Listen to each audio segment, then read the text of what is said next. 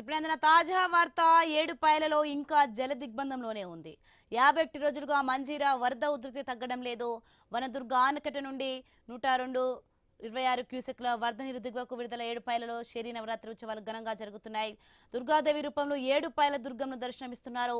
తెల్లవారుజామున మంజీరా జలాలతో అమ్మవారికి అభిషేకం, సహస్ర నామార్చన, కుంకుమార్చన, ప్రత్యేక పూజా కార్యక్రమాలు నిర్వహించారు పూజారులు.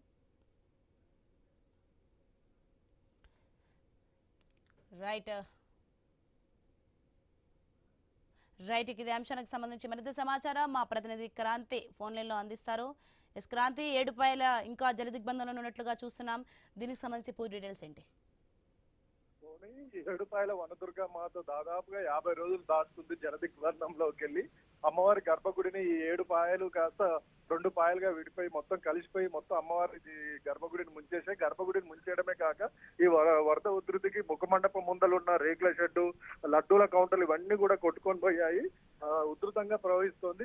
సింగూరుకి ఎగువ ప్రాంతంలో అంటే కర్ణాటక, మహారాష్ట్రంలో మంచి వర్షాలు పడడంతో పాటు కింద మంజీర పరివాహక ప్రాంతంలో వర్షాలు పడడంతో పెద్ద ఎత్తున వరద వస్తుంది. సింగూరు డ్యామ్ లోకి 1,10,000 క్యూసెక్ల వరద వస్తుంది. దాన్ని కిందికి గేట్ల ద్వారా, క్రస్ట్ గేట్ల ద్వారా, విద్యుత్ ఉత్పత్తి కేంద్రాల ద్వారా కిందికి వస్తున్నారు. దీంతో ఆ వరదంతా కూడా ఇటు ఏడుపాయల కాడికి వస్తుంది. దీనికి తోడుగా అదనంగా ఇటు హైదరాబాద్ మహానగరం నుంచి వస్తున్న నక్కవాగు కానీ, మెదక్లో ఉన్న పసులేరు వాగు, గుడ్డువాగు ఇవన్నీ కూడా పూర్తిగా పొంగి పొర్లుతూ వచ్చి మంజీర నదిలో చేరుతున్నాయి. దీంతో వనదుర్గ ఆనకట్ట దగ్గర దాదాపు 1,25,000 పైగా క్యూసెక్ల వస్తూ ఉంది.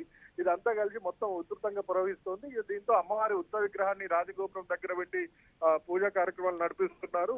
ఆ నిత్య పూజా కైంకర్యాలు, నవరాత్రోత్సవాలు, ప్రత్యేక పూజలు ఇవన్నీ కూడా ఇక్కడ దుర్గాదేవి మా రాజగోపురంలో ఉన్న అమ్మవారి ఉత్సవ విగ్రహం దగ్గర నిర్వహిస్తున్నారు.